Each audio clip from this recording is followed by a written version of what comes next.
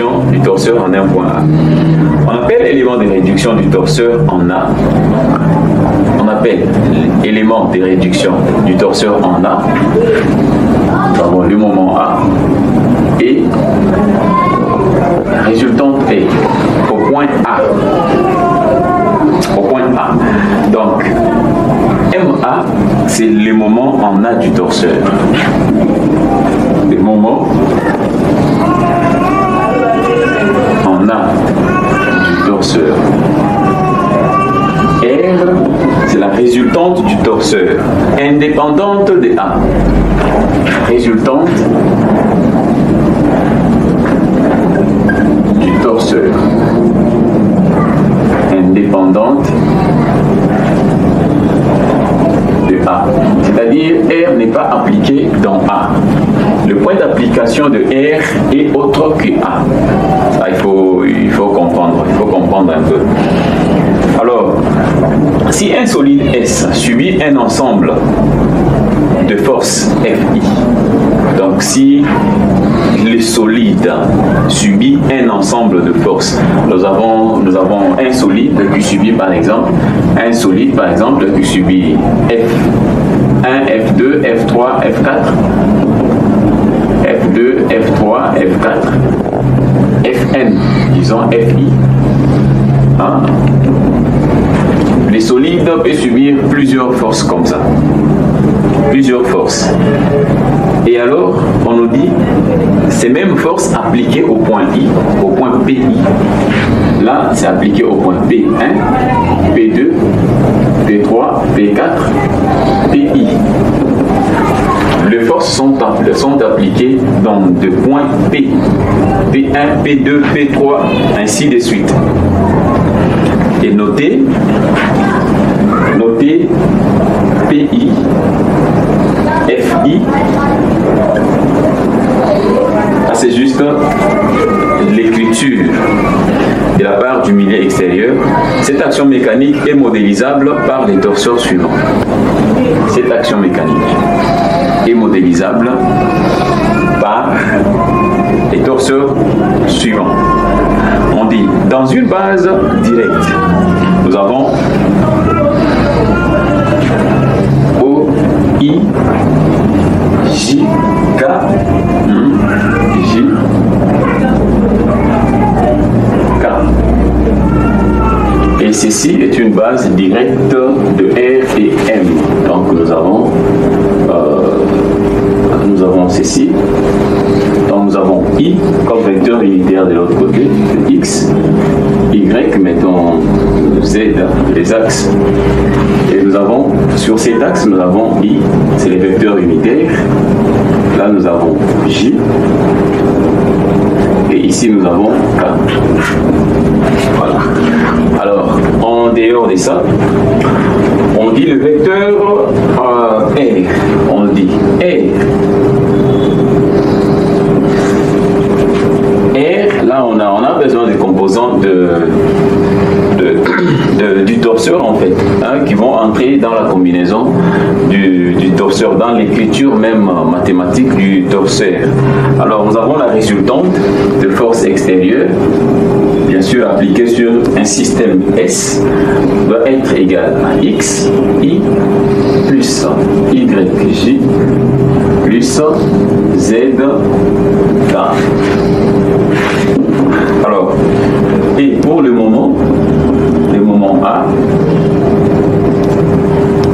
dû aux forces extérieures sur le système S, où le solide égal à L A I plus M A J plus N A K. N A K. Voilà. Nous avons ces composantes ici. Donc nous avons M qui a comme coordonnées L, M, N au point A. Et R qui aura comme coordonnées X, Y, Z. Alors l'écriture simplifiée du torseur sera donc, alors nous avons les torseurs de la force F extérieure S au point A ne sera rien d'autre que, ça sera composé du vecteur R et le vecteur M. Donc ça sera R extérieur, S, qui est la somme de toutes les forces, I.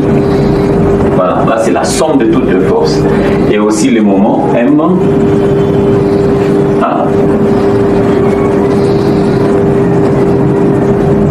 qui est aussi la somme de N, I égale à 1, le produit vectoriel. Le produit vectoriel, nous avons le point API,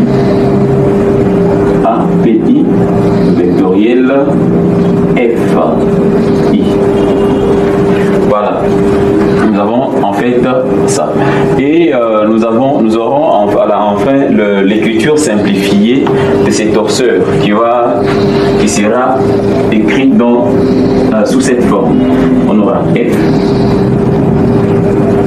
extérieur, S, donc les torseurs au point A, dû à la force F, ne sera rien d'autre que X, Y, N, Z.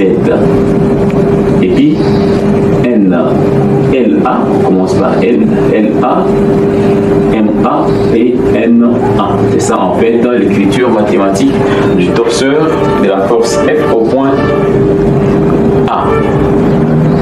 Donc c'est ça en fait cette écriture que nous allons utiliser chaque fois avec comme base O, I, J, K. K, bien sûr, au point A. Voilà, là nous avons fait les éléments là qui sont des éléments de réduction du torseur en un point A.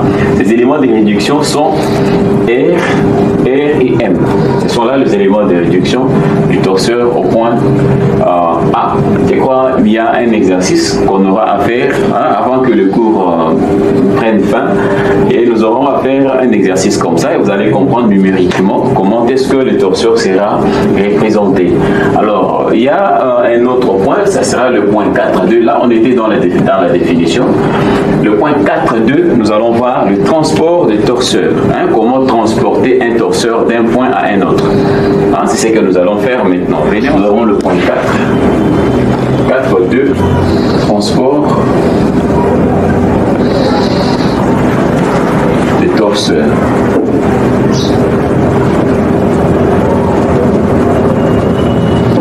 Voilà.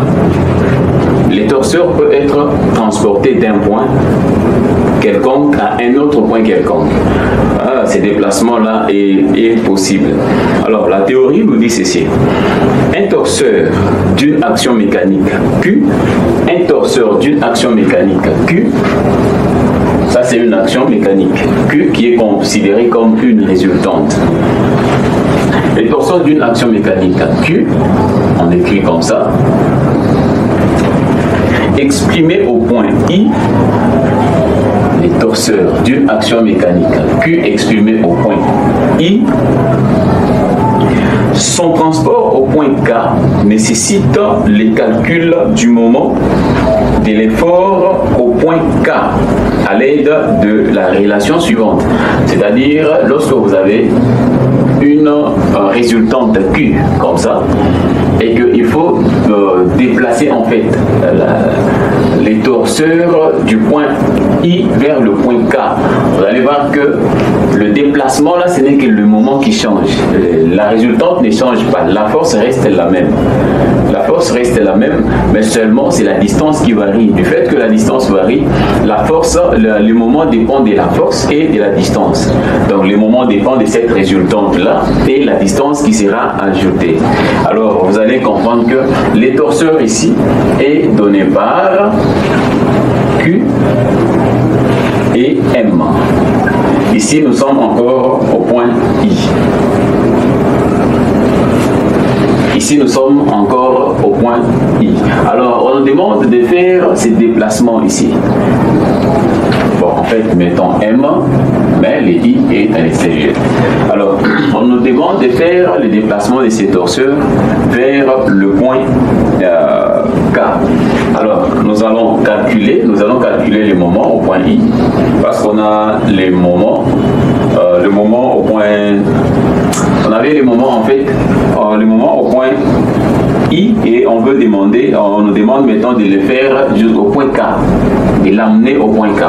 Alors, ces moments au point K sera égal au moment qui était au point I, parce qu'il faut comprendre très bien le principe. C'est comme si on calcule un moment avec un autre moment qui existait à l'intérieur. Donc, le moment qui existait sera gardé, mais on ajoute tout simplement l'effet de la résultante par rapport à la distance ajoutée. Donc, ça sera les moments au point I, moment au point I, plus l'autre moment qui va s'ajouter. Donc, ça sera le produit vectoriel. Du fait que c'est un moment vectoriel, vous voyez, c'est un moment vectoriel, nous allons prendre le moment vectoriel en I, plus le moment qui va s'ajouter à la distance qui sera ajoutée. En fait, la distance, ça sera ça sera la distance entre le point I et K. Donc, vous allez voir ensemble avec moi que ça sera KI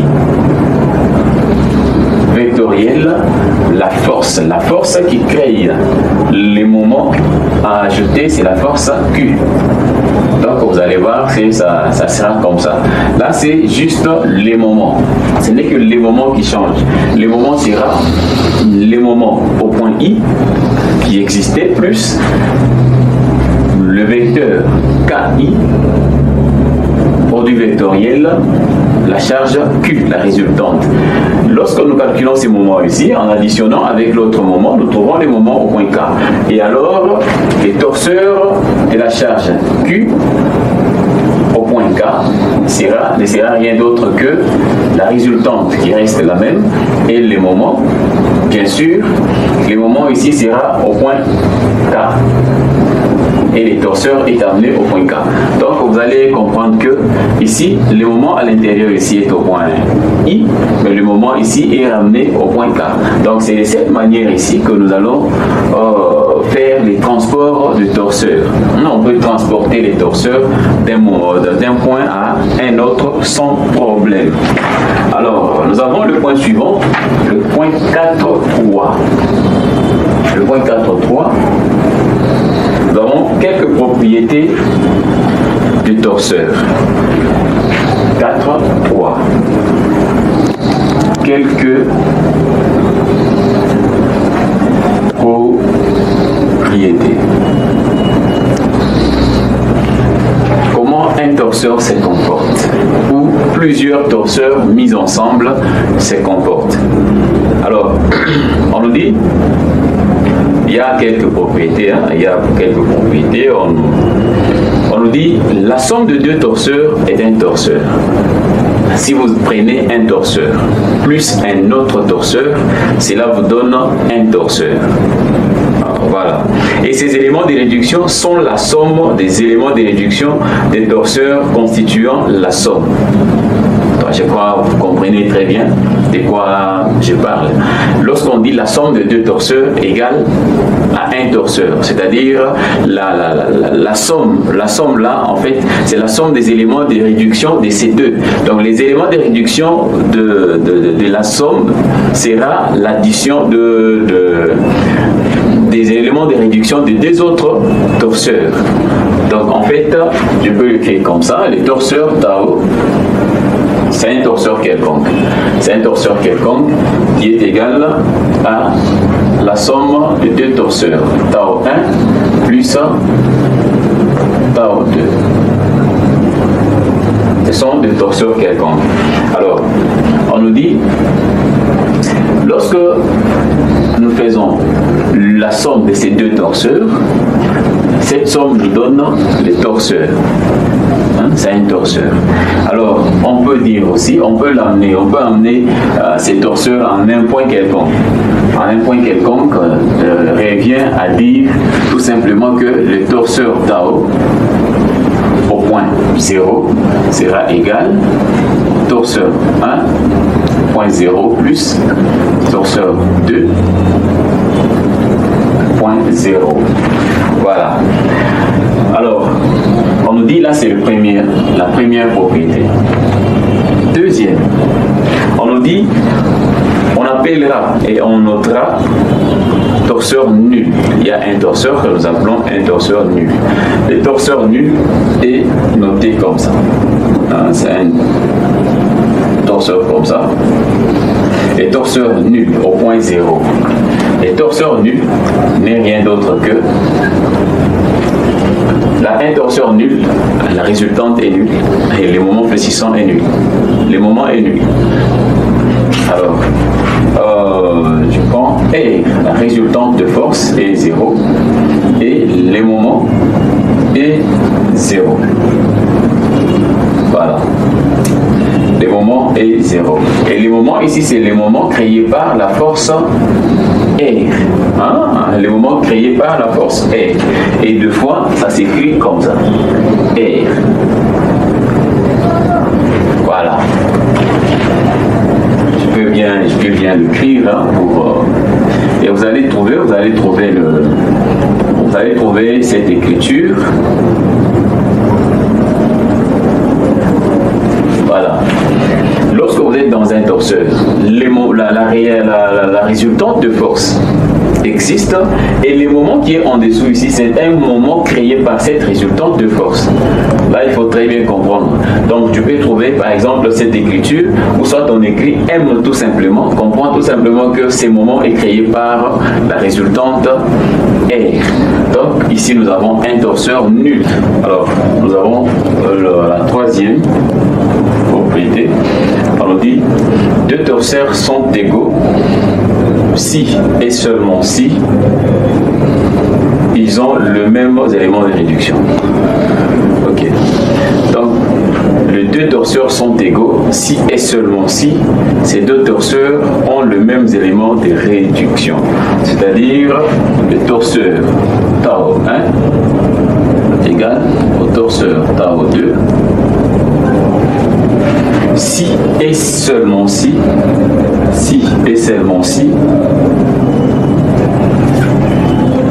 R1 égale à R2 et aussi le moment créé par la force R au point 0 égale au moment créé par R2.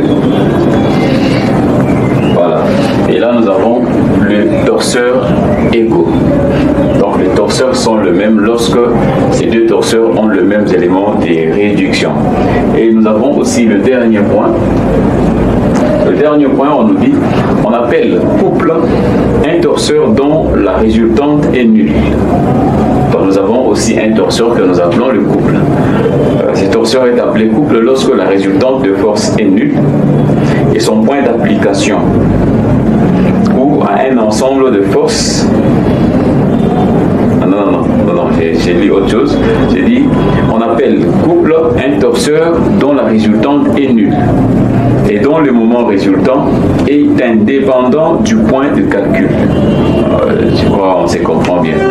Donc, nous avons un torseur que nous appelons couple lorsque la résultante de force est nulle, mais le moment existe. Donc, si je peux bien écrire le torseur qui est appelé couple, c'est un torseur qui a cette forme. La résultante est nulle, mais les moments existent. Les moments existent en un point et différent des zéros. Donc ça, c'est un torseur appelé couple. Voilà. Et en dehors de ça, nous avons le point 4, c'est les torseurs et forces. Torseur et force, le point 4, torseur et force.